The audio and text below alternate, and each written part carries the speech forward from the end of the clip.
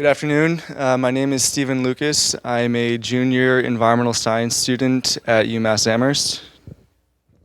Hi, my name is Leif Ticketson. I'm a senior environmental science major, and this is my third semester with the Open ROV.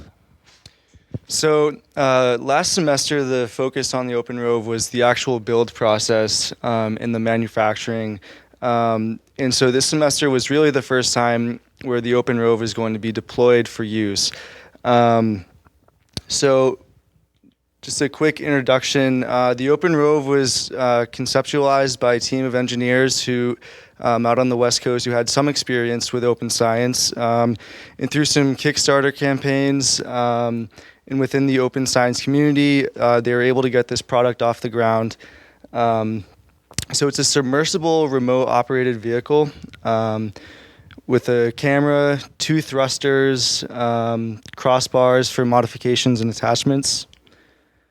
And it's operated using an IP address from an Ethernet cable. And this tether actually has wires connecting to the Open ROV. Here are some images from the build process last fall. Leif was a part of that. I had just joined in this semester. So one thing that I was really interested in was before we could really take the Open ROV out into the field for projects within UMass Eco and Geoscience, we figured we best make sure it can operate in the field. And so one thing I was really interested in is the imaging techniques that you can use with the Open ROV. And fortunately, I found on Open Explorer, which is sort of the Open ROV community forum, that a bunch of archaeologists and people interested in shipwrecks had been toying around with this idea on the Open ROV for a while. And so one modification that was practical for us was attaching a GoPro to the crossbars of the Open ROV and taking images. And with those images, we could create 3D models and photo mosaics. So we took the Open ROV out to Puffer's Pond back in November. It's a nice clear day. And we went out to a depth of about 5 feet. So here's the GoPro attachment to the Open ROV. And on the left is the Open ROV cockpit. That's the HUD that Open ROV uses to operate. So 2 more pictures from deployment. And so what we had thought about was making like a mock shipwreck or some mock structure in Puffer's Pond, and that we could document, and we would take, the GoPro was set to 1 photo every second. So we gathered a bunch of rocks. We found this bucket along with some beer cans on Puffer's Pond shore. And so we kind of gave it some texture so that as the Open ROV was moving around, it could pinpoint the different pixel elevations. So these are just the 2D GoPro images. We took images at all angles and distances to the object.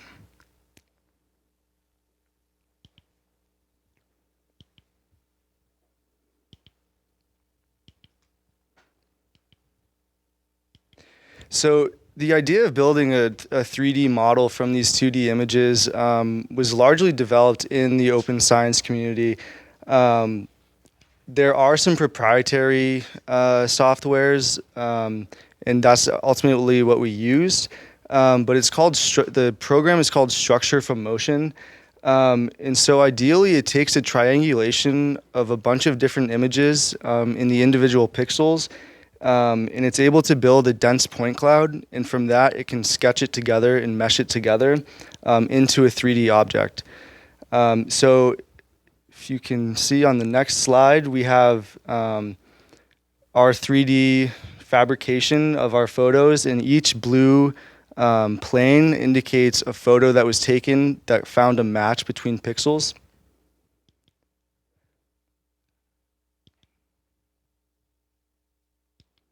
Here are some of the different angles. Unfortunately, it didn't capture the bucket, and I think that maybe because it was the only object that had an opening, it wasn't totally closed.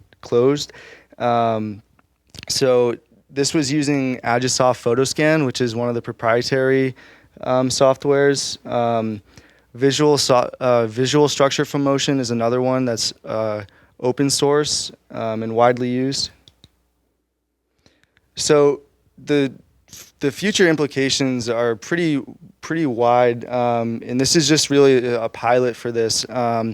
But you can use it for looking at infrastructure, so pilings, moorings, bridges, ecological surveying, and more wide-scale bathymetry, so actually getting coordinates and georeferencing those images, and doing some more scientific seafloor mapping.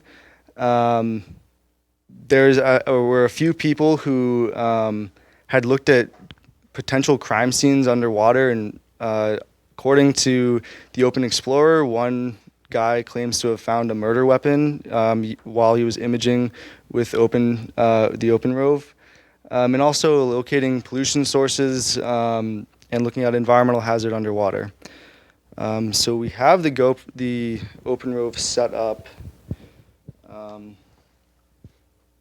This is what the cockpit looks like. It's a pretty cool interface. And we can, let's see.